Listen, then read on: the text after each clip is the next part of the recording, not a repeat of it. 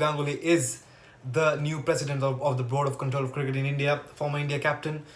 Well, many believe that there was no other candidate, to be very honest, which actually came close to Saurav. It's a big blessing to have him as a president because remember, he's only the second cricketer ever to hold this post. Uh, Talking about Saurav Ganguly, came in as a youngster in 1992, made his Test debut in 1996. Took over the captaincy at a very crucial stage in Indian cricket because at that time the Indian cricket was in shambles really after all the match fixing saga, and people really, the fans really lost trust in all the cricketers. So it was a crisis moment when he took over in the year 2000. He took off from Mohammad Azharuddin, and the first thing he made clear to all the Indian fans is that we are going to play clean cricket. It was very important for the Indian fans and the Indian public to actually gain that trust back to Indian cricketers because let us be very honest. Let us face it. After 1999, and all the fixing saga happened, people really lost their faith and they were heartbroken. They were absolutely heartbroken because cricket was and still is like a religion in India, and after all the things that took place in that dark phase of Indian cricket, uh, it was not as same as before. Saurav Ganguly, youngster, in a very difficult moment, he took over, and he really made them pilgrims again of Indian cricket. To be very fair, as Harsha Bhogle mentioned in one of his talk shows, that Indian fans were pilgrims again, and Saurav, and it was a very crucial and very sensitive time of him to take over. He really shred out a lot of players. He took in fresh blood, uh, and he knew how to spot talents. Right, he knew how to spot talents, and he brought them back. He brought them, I beg your pardon, brought them the likes of Yuvraj Singh, Zahir Khan, Virendra Sehwag. Virendra Sehwag made the opener from middle order and the lower middle order batsman to an opener, and we all know if he wasn't an opener today, if he wasn't an opener, maybe he wouldn't have been the Virendra Sehwag we know. Uh, then he had Harbhajan Singh, Irfan Pathan. So all these players he groomed, and he knew that these guys could actually win him matches, and then started a revolution in the Indian cricket fraternity. India were now starting to believe, the fans started to believe again. They had the trust back, and India were winning games. They were doing really well.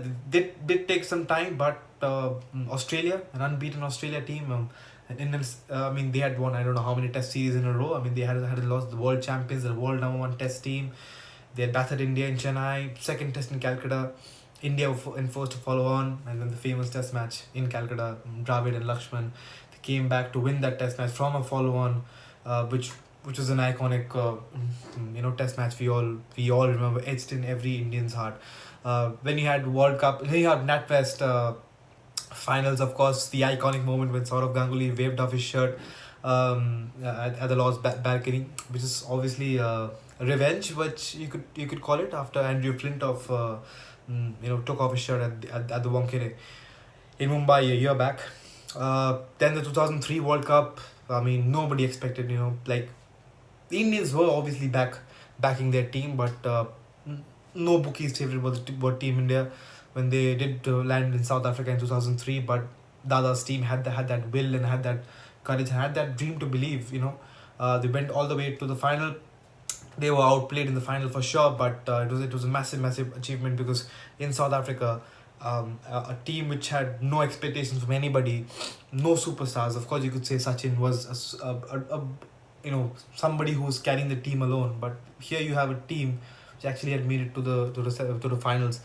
So beating Pakistan in Pakistan. I mean, these are achievements which were made under Saurav's captaincy, and he was the leader really to lead from the front. Now he did, of course, after all the Chapel saga happened, and it was quite a disgrace to see an Indian captain to actually go through all of that. He came back and retired in style, Saurav Ganguly style. Now, 2008 it was, 11 years after he took over the CAB. He was a CAB president in 2015. Now he's the BCCI president, and many believe that he is the perfect choice. Now, at this point, the BCCI and the ICC, they do have some lot of differences in opinion. But sort of biggest strength is lies. He's a very charismatic character. He thinks out of the box, which is why he's sort of Ganguly. Uh, the first thing he said after coming out, being BCCI president, was that his main objective will be, uh, his main focus will be in domestic cricket. I think this really shows that why he is sort of Ganguly, and I guess he's the best man to take over. 10 months, he'll be on that chair, and exciting times coming for Indian cricket, and things are about to change. That's for sure, because he brought a revolution when he was a captain, BCCI president, the man who knows it all.